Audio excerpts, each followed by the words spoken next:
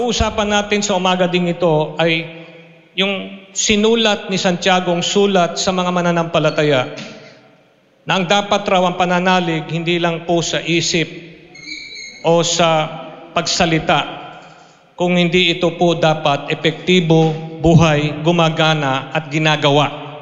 Palakpakan po natin muli ang ating Panginoon. Hindi po pwede na may pananalig ka dahil yun yung sinagot mo sa isang papel para mag-apply ng trabaho o mag-apply ng ayuda at lalagay mo dun sa religion, believer ka ni Kristo. Faith na yon. Hindi po. Sinabi po dito ni Santiago, by showing the believer's place in God's kingdom, James addresses the believer's responsibility before God's law. Dito natin mga kapatid maririnig nyo po, na klinaron ni Santiago na meron po tayong pananagutan at meron tayong responsibilidad kapag ang salita ng Diyos ay sumasa atin na. James bluntly and forthright manner is a powerful tempering agent for those who see God's grace as an excuse for carnal indulgence or sin. Nais ko pong sabihin sa inyo mga kapatid na si Santiago po ay sumulat ng isang sulat para atin pong maunawaan na ang buhay Kristiyano ay hindi puro biyaya lang. Hindi puro grace lang po. Kung hindi meron po kasing tao, mga mananampalataya na ginagamit ang biyaya na sangkalan para siya'y mabuhay na makamundo at magkasala pa rin, bagamat siya ay mananampalataya na. Kaya sinulat po ng ating apostle na ito na si Apostle James, mga kapatid, ang bagay na ito, that faith should work. Ang pananalig natin kailangan epektibo, buhay, kapaki-pakinabang. Sabi po in Matthew 5:17-20, Jesus said that He came to fulfill the law. Ang sabi po rito in Matthew 5:17, think not that I came to destroy the law or the prophets. I am not come to destroy, but to fulfill it. Hindi ako naparito para aking sirain upang aking patigilin ang salita o ang batas, kundi ako'y naparito para ito ganapin. Palakpakan po natin ang ating Panginoon. Maraming nagsasabi nung dumating na si Kristo, wala na po ang batas. Dahil puro biyaya na po, hindi po nawala ang batas. Hindi po nawala ang salita ng Diyos. In fact, sabi ng Panginoon, nung siya naparito, hindi niya ito sinira o pinatigil. Ang sabi mga kapatid, ito po'y para maganap raw. Palakpakan natin muli ang ating Diyos na buhay. The new covenant, therefore, does not bypass the law. Hindi po kailanman binaliwala po ng bagong tipan ang batas o ang salita ng Diyos nung lumang tipan.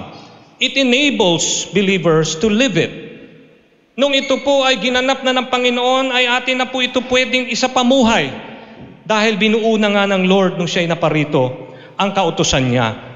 Just as Paul describes the possibility of a life of obedience. Now, kanina ang nagsasalita ay si Santiago, pero kung papakinggan natin yung sinabi ni Pablo, na apostol din po mga kapatid, ay posible raw po masunod natin ang kautusan by the power of the Holy Spirit. Ito naman po si Pablo na ang nagwiwika, na kaya raw po natin masunod ang kautusan kung tutulungan tayo ng banal na Espiritu ng Diyos. Romans 8 verse 4. Romans 8 verse 4 sabi, that the righteousness of the law might be fulfilled with us who walk not after the flesh, but after the Spirit. Ito raw po mga kapatid ay masusunod natin kung tayo ay nagsisilakad ayon hindi sa laman, kundi ayon sa Espiritu ng ating Panginoon. Mga kapatid, mga kaibigan, so James spells out just what such obedience includes. Sinabi ni Santiago, kung tayo po'y may pananalig, dapat po tayo ay may gawa at mayroong pagsunod. He identifies clear points of accountability of the law. Kailangan mga kapatid, malaman natin ang ating pananagutan sa salita ng Diyos. Number 1, accountability to God's words. Meron pala tayong pananagutan kung tayo po ay nakikinig at naniniwala sa salita ng Diyos. Hindi lang para maniwala dito. Kasi sinabi po mga kapatid, James 1:22, be ye doers of the word and not just hearers. For if you don't do it, you only deceive yourself. Ano raw? Be ye doers. Tayo raw po mga kapatid ay kailangan maging tagapagganap at tagapaggawa ng salita ng Diyos sa ating mga buhay. Living in God's kingdom means heeding His laws. Kung tayo po, at binabati ko po yung ating mga bagong kapatid, bago pa lang pong baptize, kapatid na PJ at kapatid na Janica, welcome to the family of the Lord. Of course, ang kailangan matapos magsisi, mabautismohan sa pangalan ni Jesus, kailangan po mapuspos ng banal na Espiritu. Para maganap natin ang sinabi ni Pablo, na magaganap natin, magagawa natin ang pagsunod sa salita ng Diyos kung tayo ay kinasihan at tinulungan na ng Espiritu Santo. So accountability to God's Word. Pagka ikaw nakinig ng salita ng Diyos, mauuwi sa wala ang pakikinig mo kung hindi mo naman ito isinasagawa. Totoo, kapanipaniwala ang salita ng Diyos, pero ibang usapan yung gagawin mo, yung pinaniniwalaan mong salita ng Diyos. It doesn't follow, mga kapatid, that I believe the word of the Lord, that somehow I'll be able to do it at the same time. Kailangan pagka ikay nakinig ng salita ng Diyos, may pananagutan kang sundin, tupdin, at isagawa ang salita ng ating Panginoong Diyos na buhay. Mga kapatid, mga kaibigan, living in God's kingdom means heeding His laws. Bagamat tayo nasa balat ng lupang ito at may batas ang lupa na ito, may isigit na mas mataas na batas at ito ang batas ng Panginoon. At kailangan ito sa pamuhay natin. The objective of such obedience is not a quest for self-acquired righteousness. Hindi po ito para ipakita na tayo'y banal sa ating sariling kakayanan.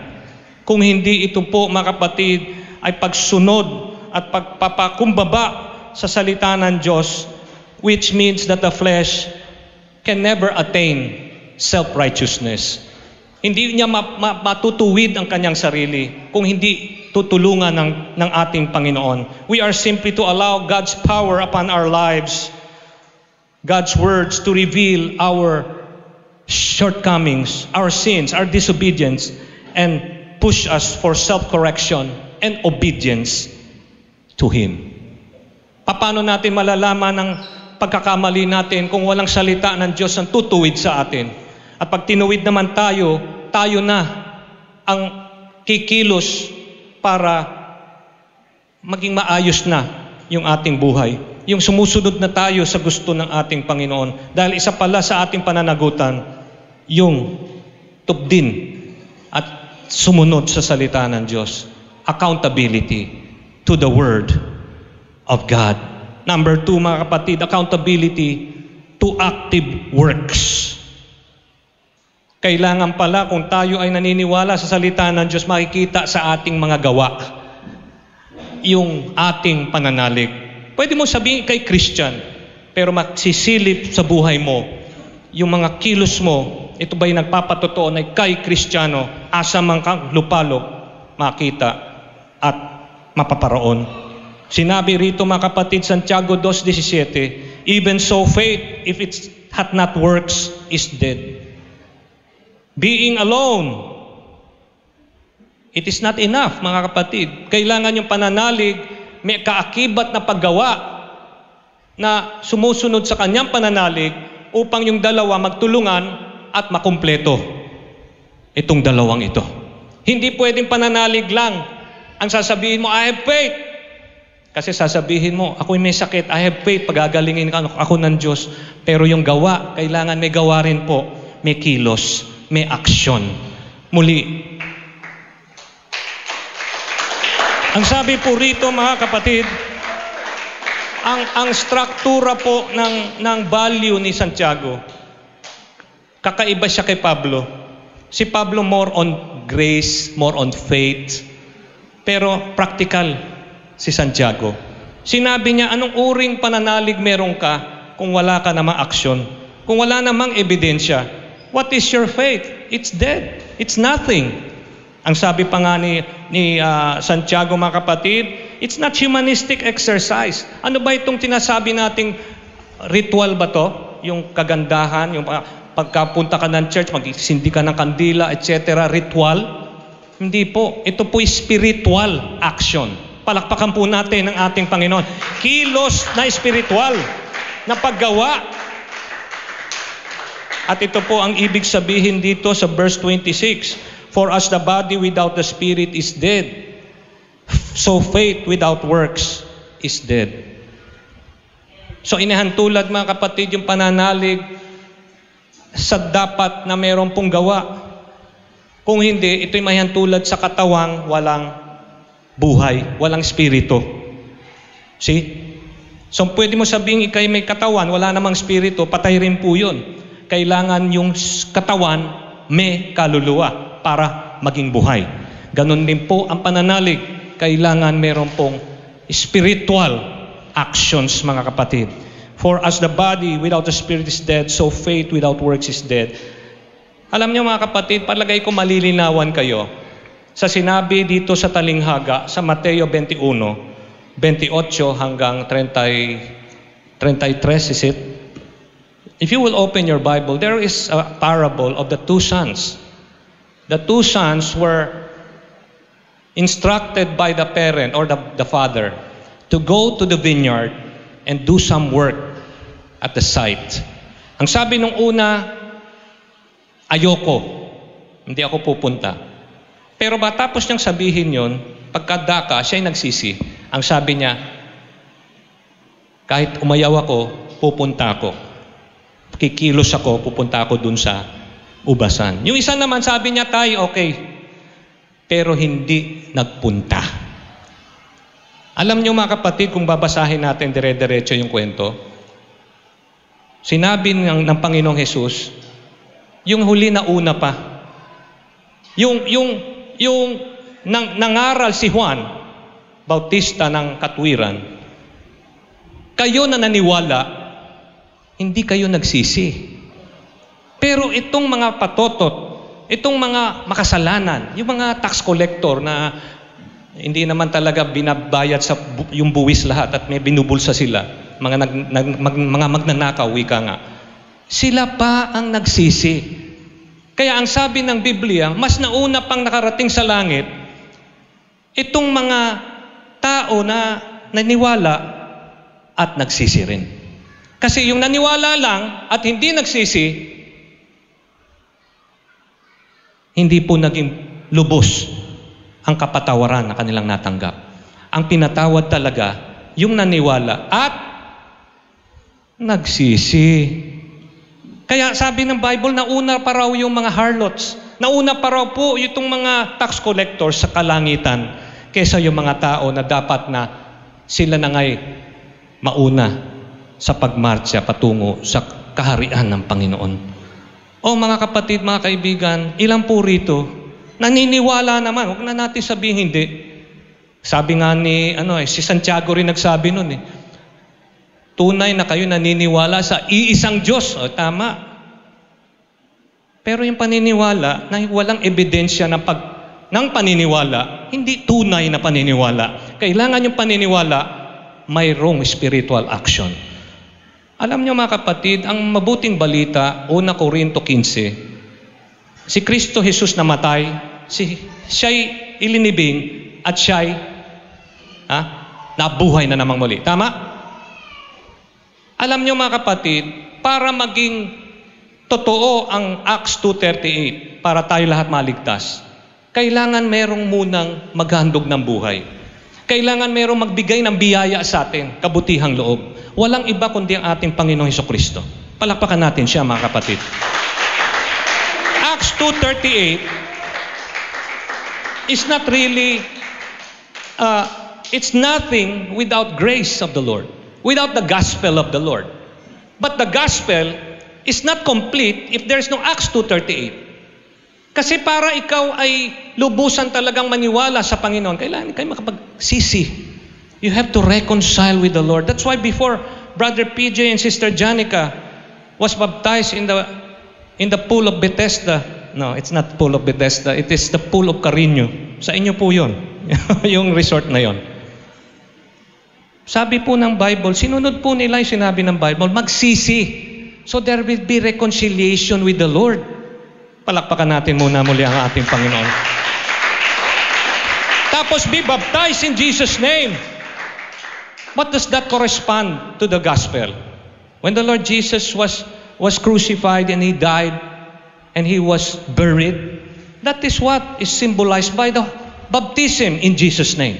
You are now buried with Christ. Ibinibihis mo na si Kristo. Hindi na isang libutang bihis ang iyong binibihis, kundi si Kristo na ang iyong damit sa buhay na ito. Pero kung may katawan ka na, mga kapatid, na lininis ng Lord, ano pang kulang? Espiritu Santo. Kailangan mapuspos ng Panginoon yung katawan ng Espiritu Santo ng ating Diyos na buhay para ikay mabuhay spiritually.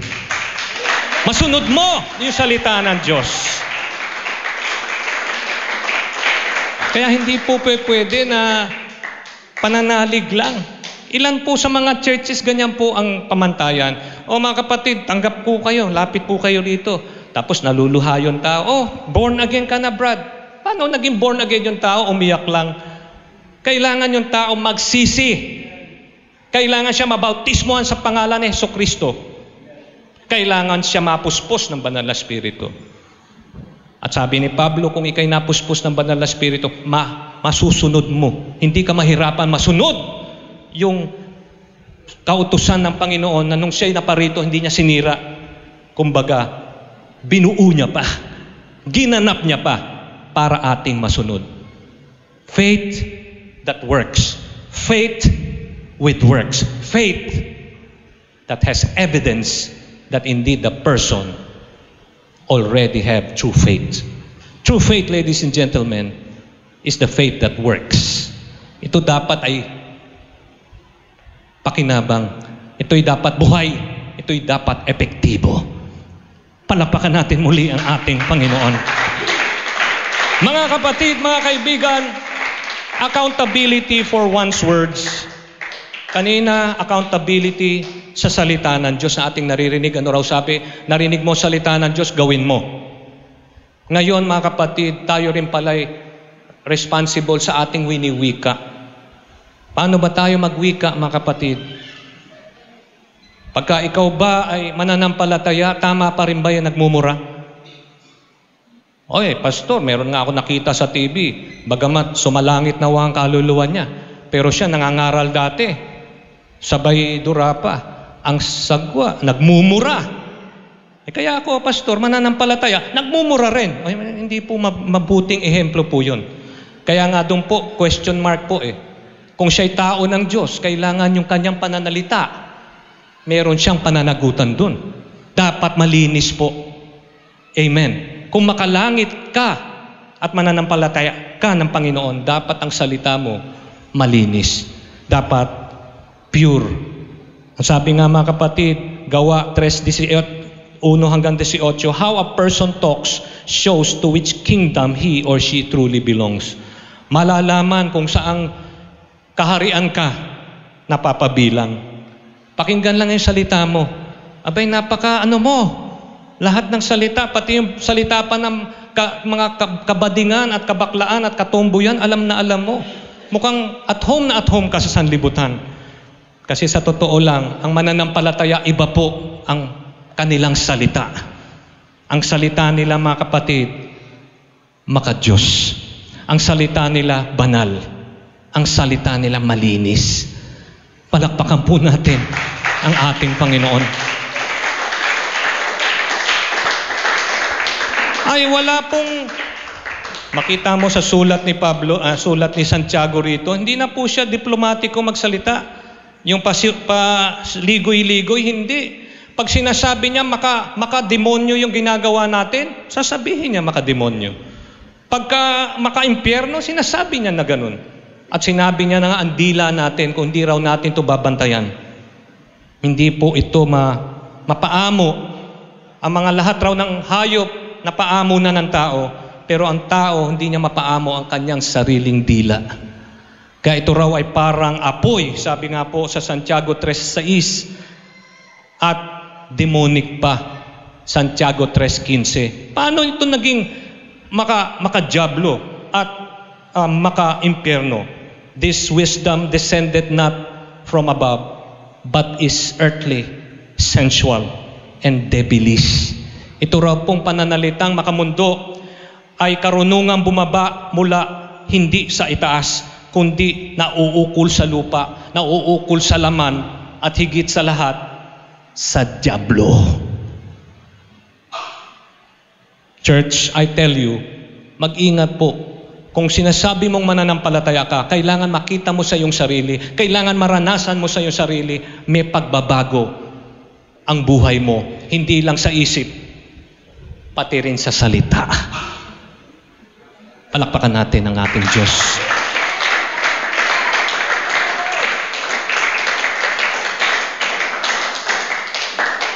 Humihina yata ang palakpak, mga kapatid.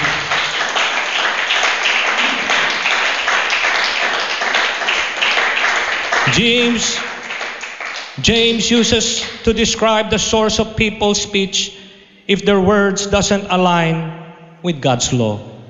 Pagka yung salita natin ay kabaliktaran na ng utos ng Panginoon, yun po ang sabi ni Santiago. Makamundo. Kung makamundo, sinabi pa ni Santiago, hindi na uukol sa langit, kundi na uukol sa laman, sa lupa at sa diablo. Kaya mga kapatid, mga kaibigan, saan natin ginagamit ang ating mga bibig? At paano natin ginagamit ito? Kaya mga kapatid, hindi ko na kailangan isa-isahin. Na kailangan pa ba sabihin, may mananampalataya bang Marites ang pangalan? O yung gumagawa ng pag-chismis sa umaga, sa tanghali at hanggang gabi? Meron bang mga Christian na magnanakaw? Meron bang Christian na, ang tawag dito, naggagawa ng mga pangit sa internet? Meron ba nga mga Christian, mga kapatid, na manloloko ng kapwa? Di ba wala? Kasi pag Christian, Christian talaga. Sumusunod sa Panginoon. At meron pa nga sabi, Christian gay. Paano ka naging Christian gay? Kung ika'y tunay na Kristiyano, mananalangin ka sa Lord, Lord, wala akong Panginoon nakita sa Biblia na iba pang, ano ba yung gender sa Tagalog? Kasarian ba yun? Dalawa lang lalaki at babae. Pero sa mundo, nag-imbento po sila. Mga kapatid, mga kaibigan, accountable to one's words. Next, accountability to transforming worship. Yung ating pagsamba kanina, ito po ay sa pagitan ng paghiyaw, pag-awit, pagtaas ng kamay, at pagpalakpak, mga kapatid. Pero dito sinulat ni Santiago 4:7-10, ang iba't ibang uri ng pagpapakita ng pagsamba sa Lord. Hindi lang po pagpalakpak, hindi lang po pag-awit, hindi lang pagsamba sa ganung pamamaraan.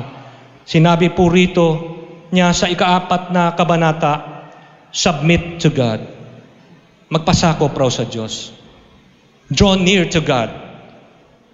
Magsilapit raw tayo sa ating Panginoon. Pwede naman sabihin na magpapasakop tayo sa Lord, pero napakalayo natin. Di ba? Ilan dito nagsasamba sa paglinggo? Ang kanyang katwiran, simple lang Nagpasakop naman ako sa Lord kaya lang nasa trabaho nga ako. Parang ganon.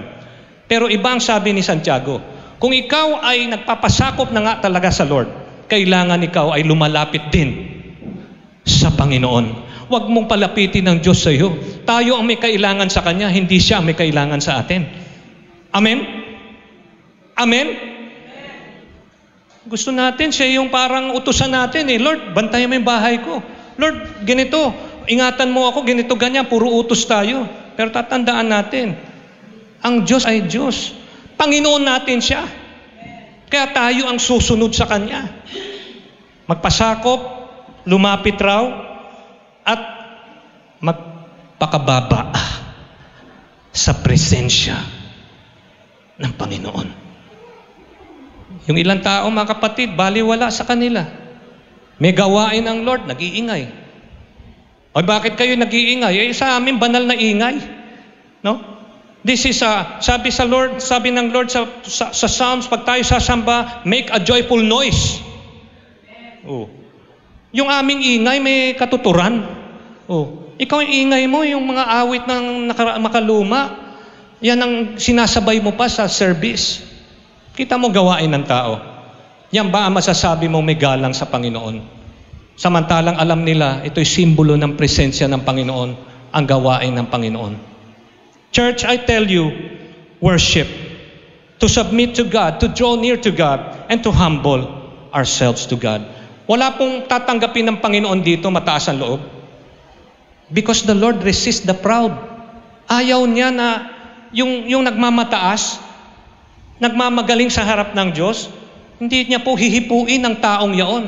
Kaya kailangan ng sikreto para, minsan sasabihin mo, hindi ko nararamdaman ng Lord, Pastor, ano bang kailangan ko? Simple lang, magpakumbaba ka. Magpakababa ka, sasabihin ko sa iyo, mararamdaman mo agad ang presensya ng Diyos na buhay. Kaya lang napakataas mo.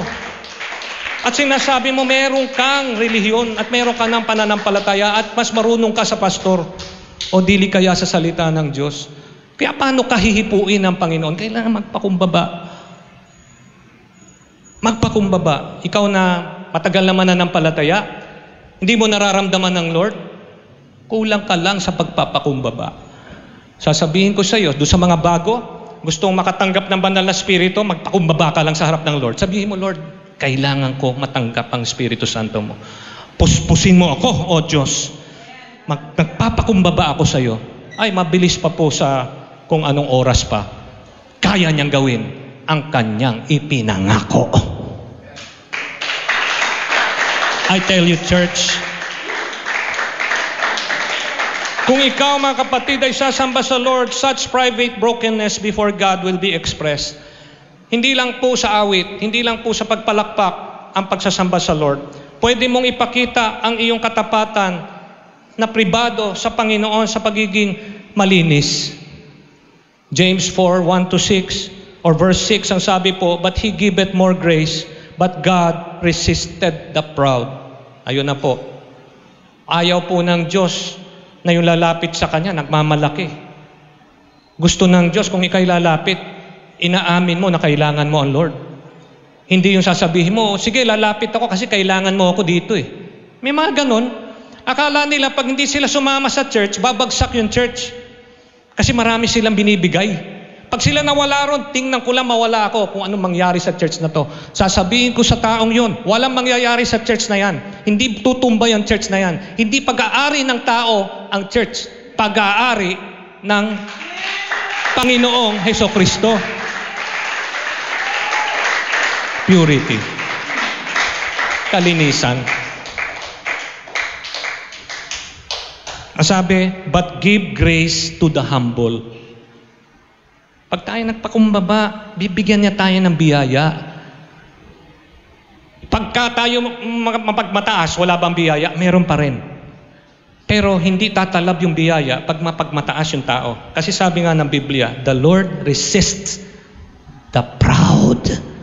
But praise the Lord, if you are humble, He will give grace to you. Pagka may biyaya ka na, napakabilis mo nang mapuri, masamba ang Panginoon sa kalinisan, purity. Pangalawa, yung magiging mapagbigay ka. Siguro isipin nyo, hihingi na naman si pastor ng ikapot alay. Nagkakamali po kayo. Ang sabi rito sa versikulo 11, speak not evil one to another. Bakit ka minsan nagwiwi ka sa kapwa? Kasi nasaktan ka. Kaya sabi mo, itong taong ito, huwag mong pagkatiwalaan, Brad. Masagwa yung bibig niyan, Brad. Etc. etc. Pero dito, sabi ni Santiago, maging mapagbigay ka. Palagpasin mo na lang ang mga ganyang mga pangyayari sa buhay mo. Huwag mong patulan. Magbigay ka. Give way. Hindi yung lahat ng gera na dumarating sa buhay mo, pinapatulan mo. Kaya pagtingin mo sa salamin, bakit ganito na ako katanda? Ala pa naman ako senior. Hindi mo naman dapat pinoproblema yan eh. Dapat pinagbibigyan mo na yan. Ganyan talaga yung ugali ng kapitbahay mo. Ganyan talaga yung ugali ng kapatid mo. Binentahan mo, wala namang pera. Natural, walang papambayad sa'yo. Wala naman siyang trabaho eh. Tapos magagalit tayo. Sabi rito, maging mapagbigay. Generosity. At ito na naman inulit, humility. Humbleness, humility, synonymous. Pareho lang po. Pagpapakumbaba. Verse 17, to him that knoweth to do good, and doeth it not, to him it is sin.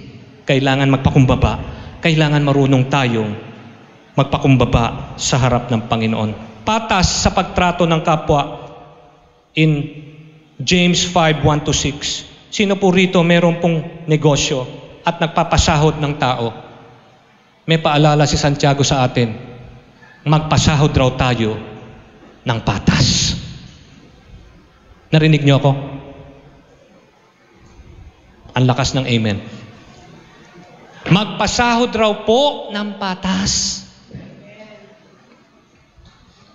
Pastor, wala pa kaming negosyo ngayon. Paano kung nagkaroon ka ng negosyo? Yan ang dapat mong sundin. Magpasahod ka ng patas sa harap ng Diyos.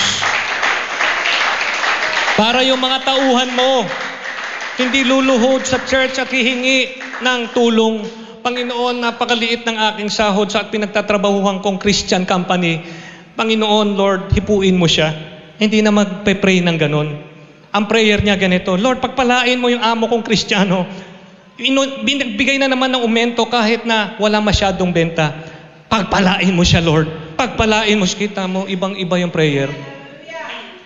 Ibang-iba. Kasi patas ka sa pagtrato mo sa iyong tauhan.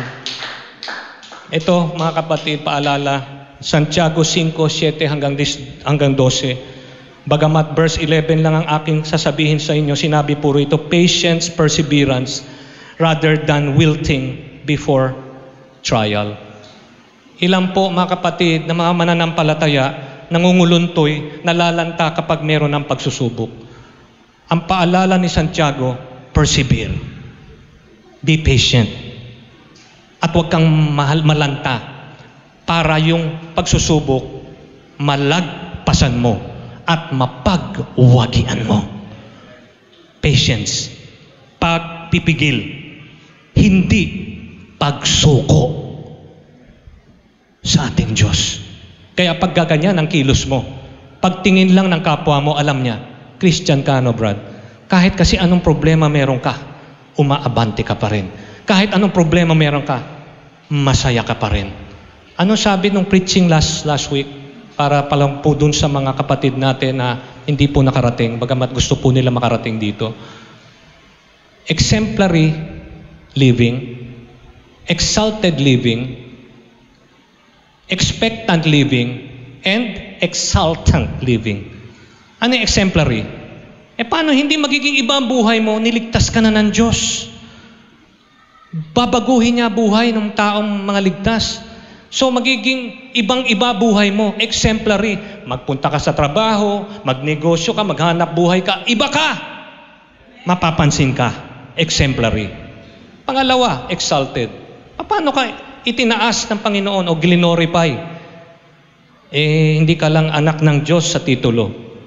Tagapagmana ka pa ng buhay na walang hanggan. Exalted. Dito nga minsan hindi ko naman po minamaliit. Minsan talaga may mga tao na wala na pong mamanahin. Kasi simple lang po ang buhay nila. Hindi po lahat ng tao may mamanahin. Yung iba nga may mamanahin, utang pa Kaya sa law, malulusutan mo yon. Sabihin mo, utang ng father ko yan, ng mother ko, ng lolo ko, hindi ko utang yan. Pero yun nga, yun na lang po ang nalabi sa dapat iniwan nung namatay sa mga buhay. Tama? Dito sa lupa, hindi ka sigurado. Pero sa langit, kung ikay mananampalataya, sigurado. May mamanahin ka ron. Heirs with Christ. Exemplary living, exalted living, expectant living. Ano yung expectant? Meron kang inaasam-asam na mangyayaring maganda sa panghinaharap. Ilan dito, lalong na mga kapatid dun sa mga wala pang paniniwala talaga sa Lord, o paniniwala lang meron siya, wala pang gawa. Parang sasabihin niya, ang pinakamahirap na panahon sa aking buhay, bukas. Kasi wala siyang inaasam bukas eh. Makita na naman niya yung magandang mukha ng boss niya. Sisinghala na naman siya. Ayaw niya nang pumasok eh. Kaya lang, kailangan niya magtrabaho. Ang pinakamahirap raw na araw para sa kanya, bukas, yung kinabukasan. Pero sa Kristiyano, meron siyang inaasam sa panghinaharap. Expectant living. Ang sabi nga, the best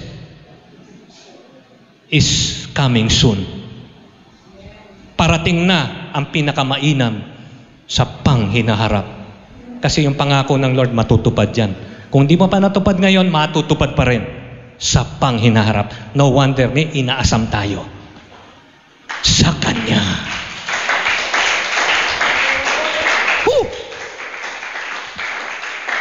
Itong huli, importante. Exultant. Kanina, exalting. Yung tinaas tayo, glorify, niluwalhati tayo. Kasi naging tagapagmana tayo ng Lord, kasama niya. Itong huli, exult. Masayang masaya. Tuwang-tuwa na nabubuhay sa Panginoon. Bakit?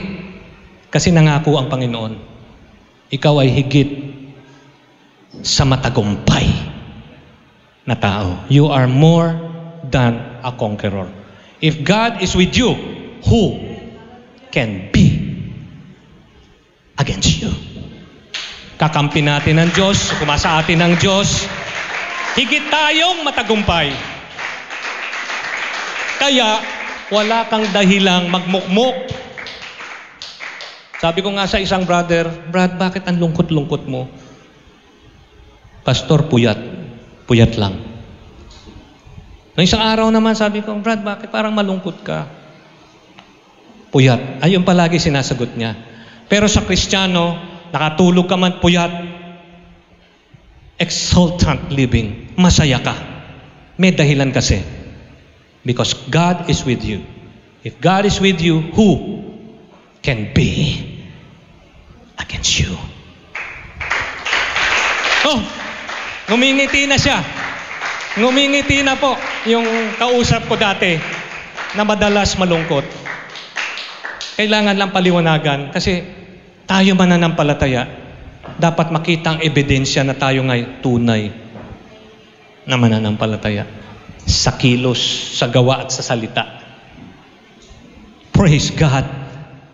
Amen and amen. Ano pa sabi mga kapatid? Paano natin mapapagwigian yung pagdurusa na dinadaanan natin ngayon?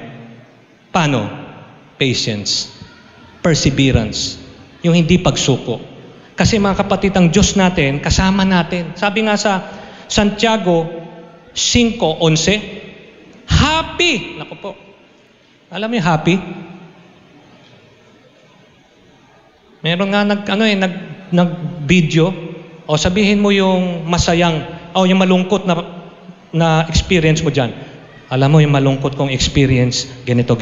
O sabihin mo na may masaya. Yung masaya ko. Biglang sumaya yung tao. Iba kasi kung masaya eh. Ito sabi rito, happy. Bakit happy? Dumadaan sa pagsusubok. Happy are those who endure like Job. Si Job, mga kapatid, my goodness. Kahindik-hindik yung nangyari sa kanya. Nawala lahat ng pamilya, siya na lang natira. Tapos yung katawan niya may sakit pa. Meron siyang black leprosy. Yung kanyang katawan, tad-tad ng bukol, tad-tad ng pigsa. Kaya kung matutulog siya, hindi niya alam kung saan siya papaling. Kasi lahat ng parte ng katawan niya mayroong pigsa. Pero never si Job nagwika laban sa Diyos. Never. I said never. Bakit walang pumapalakpak? Pangkaraniwan ba yon? Hindi pangkaraniwan yun. May mga kilala nga ako, pangalan niya eh. Juan Reklamo de la Cruz. Wala nang ginawa kundi magreklamo. Pagka nakarinig kayo na si Job, naku, palakpakan niyo po. Si Job lang nakagawa nun. Yes, meron siyang hinihingahan ng kanyang himutok, pero hindi siya nagagalit sa Lord. Nagtatanong lang siya, bakit kaya ganito? Meron siyang mga listener 3. Pero never siyang nagwika talaga laban sa Panginoon. Kaya ito nagamit pa ni Santiago, happy are those who endure like Job, seeing the Lord as pitiful and tender mercy. Sa Tagalog, nakita niya na ang Panginoon ay lubos ang pagkahabag at maawain pa.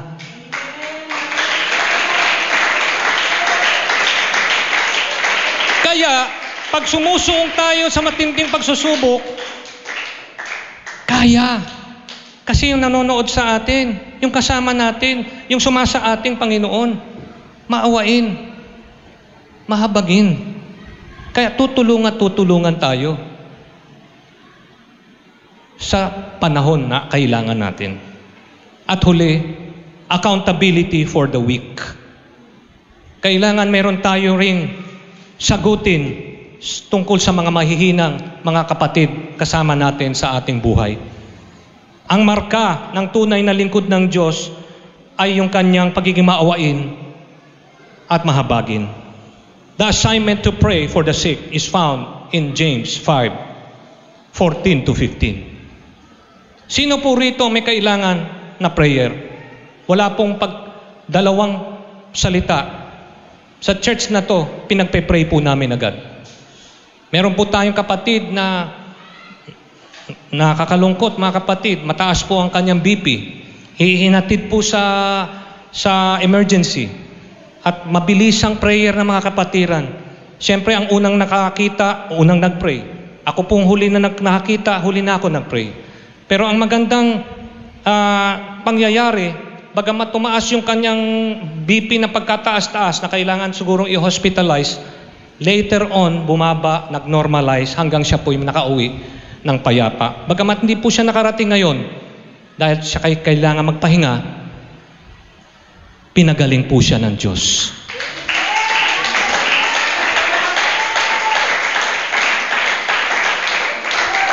Prayer. Kaya lang, bakit ka magpe-pray kung alam mo, hindi ka nga nag-church eh. Magaling ka mag-pray. Hindi ko naman sinabing hindi tatanggapin yung prayer mo. Nasa Diyos yun. Pero ang talagang pinakikinggan ng Panginoon, nakasusulat din sa Biblia at mamaya ko sasabihin yun. Pangalawa, minister forgiveness. Marami pong mga kasama tayo sa church, hindi pa po talaga mature.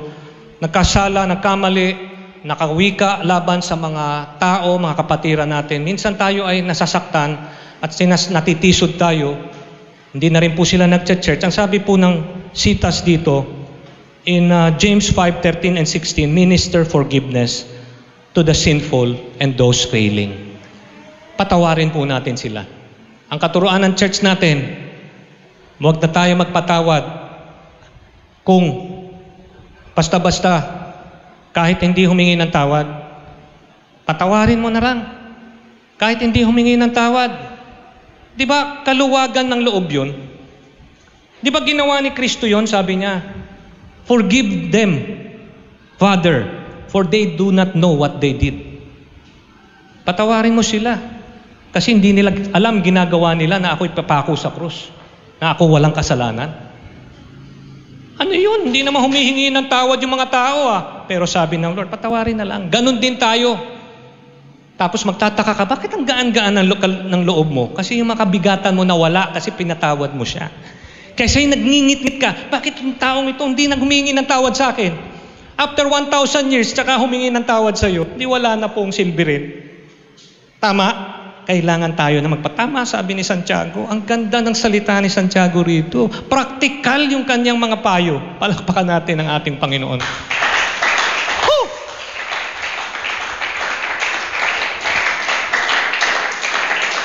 Remind them who err from the truth.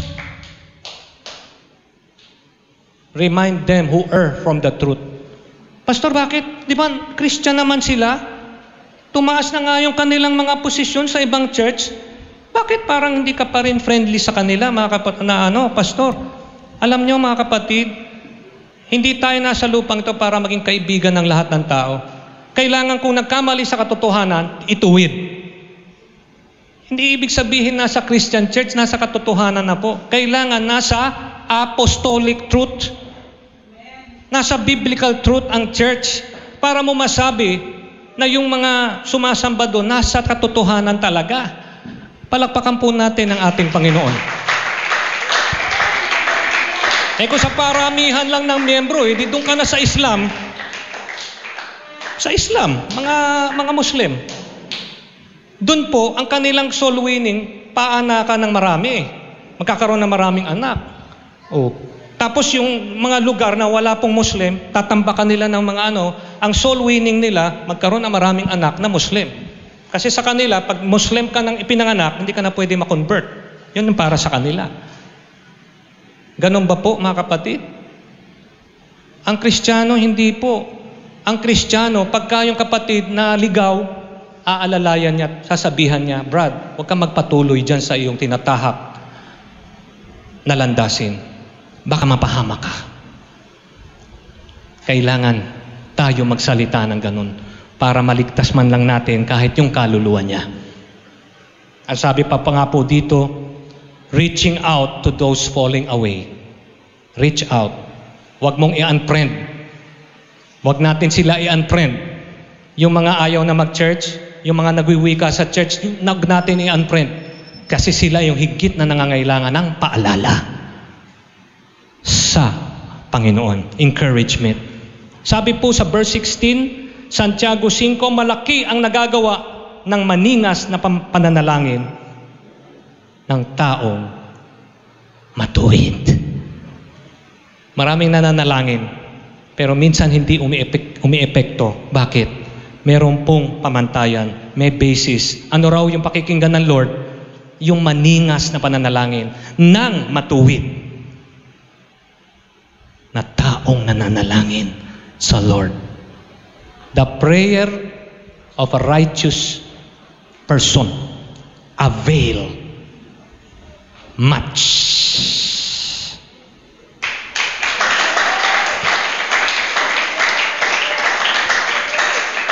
Mga kapatid, mga kaibigan, pinakita ni Santiago rito, James shows the believer's duty before God, the lawgiver, without minimizing Christ, the life giver. Napansin nyo? Yung turo ni Santiago balanse. Hindi niya sinabi wala na yung law na binigay ng Diyos. Lawgiver. Ang nagbigay ng batas ang Diyos Pero hindi niya sobrang minalaki masyado yung law kasi meron pang dumating sa bagong tipan, si Kristo, na ang nagbigay naman ng life sa atin. Ang Diyos, lawgiver, ang anak, si Kristo, life giver. Balanse. Kaya kung ikay sumasampalataya, dapat ikay magsisi. Kung ikay sumasampalataya, dapat mayroong bunga ng pananampalataya ang buhay mo. Nawawala na yung pagmumura, nawawala yung pagsisinungaling, yung paninigarilyo, yung pagbe-vape, yung hindi nga naninigarilyo, nagbe-vape, di pareho lang yon. Ay, hindi na masyadong paminsan-minsan na lang. Ay, hindi paminsan-minsan. Isang inom lang dyan, pwede ka malasing. Kaya ang katuruan ng church, kahit isa, huwag ka na lang uminom. After all, hindi iyo ang iyong katawan.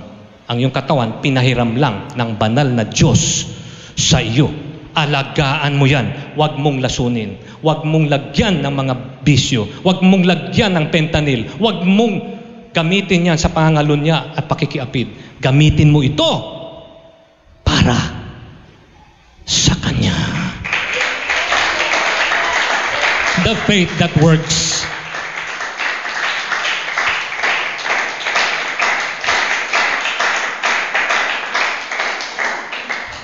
Masaya ka, di ba? Pag naririnig mo yung katwiran ng Panginoon, sumusunod ka, anong problema? Wala. Kasi nakasusunod ka eh. Kaya lang nagkakaroon ng problema if you resist the word of the Lord. Ang sabi nga, sa tao raw na nakikinig ng salita ng Diyos, hindi ginaganap, hindi ginagawa, para raw siyang tumingin sa salamin, pagka alis niya dun sa salamin, nakalimutan niya na anyo niya. Can you imagine that? Nakalimutan mo na yung mukha mo. Pagkatapos mo mag-alis sa salamin, ganun raw po ang ibig sabihin sa tao, nakarinig ng salita ng Diyos, hindi ginawa. Makakalimutan yung kung sino siya, yung anyo niya. Oh mga kapatid, mga kaibigan, I tell you, it's time for us to have faith that works. And if you have it long ago, preserve it. Gawin mo yung pinagagawa ng Diyos. Narinig mong salita ng Diyos, gawin mo. Sumunod ka. Magpakumbaba ka. At kung ikaw bago pa lang at gusto mong subukan ng Lord, hindi mo mararanasan ang kabutihan ng Panginoon kung ikaw'y magmamataas. Kailangan kayo magpakumbaba. At pwede mong matanggap ang Panginoon sa oras ding ito. Yung Holy Spirit infilling, pwede mong matanggap. Kailangan lang magpakumbaba. Sabihin sa Diyos, Lord, tinanggap na kita, Lord God, na ako'y nagsisi na. Nabautismo na ako sa tubig, Panginoon, sa pangalan ni Jesus. May kulang pa. Kailangan ko mapuspos ng banal na Espiritu. Ngayon ang araw na yan, pwede mong tanggapin ang banal na Espiritu ng Diyos. Sinabi po ng hula ni Joel na isang propeta, na darating ang panahon na aking ibubuhos ang aking Espiritu sa lahat ng nilalang. Sino po nagsasalita? Ang nag-iisang Diyos na buhay. At ang araw na yan, pwede po ngayon. Ngayong araw na ito. Church, I tell you, in closing, James points a practical way towards spiritual power. This is not an outline for cold duty.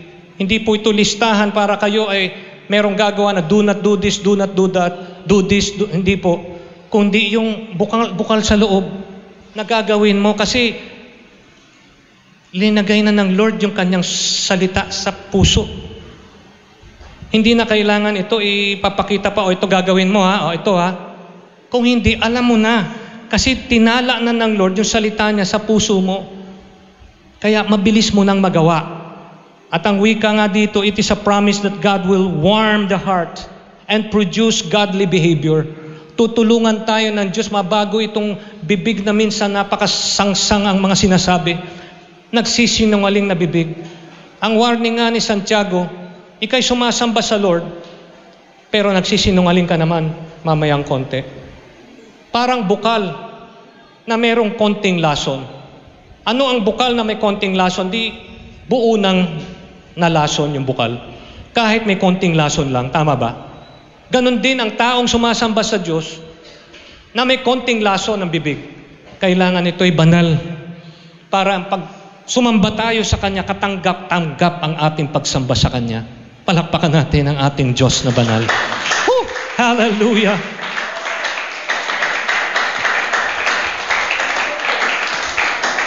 Pag atin palang tinanggap ang katuroang ito, yung pagsunod sa Kanyang kautusan, tayo ay mapapalaya ng husto sa pagsunod sa Kanya.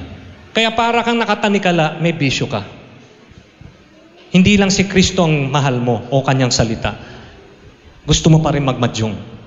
Gusto mo pa rin, hindi ko na alam yung mga laro ngayon, mga sugal. Hindi ko na alam. Nakagapos ka.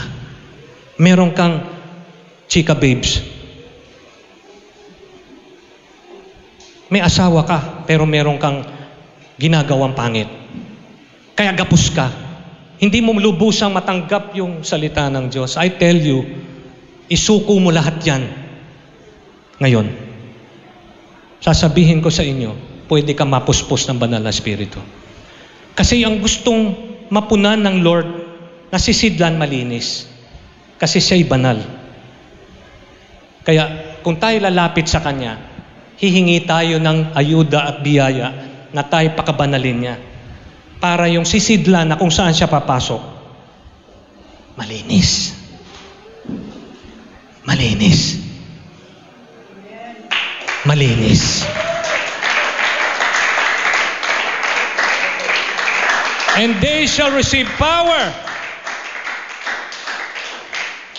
Yun naman po ang importante sa simbahan. Holy Spirit power. May anointing. Meron kang, pag nagsalita ka, nakikinig ang tao. Matatanggap natin yan kung ang banal na Espiritu isa sa atin sa oras na ito.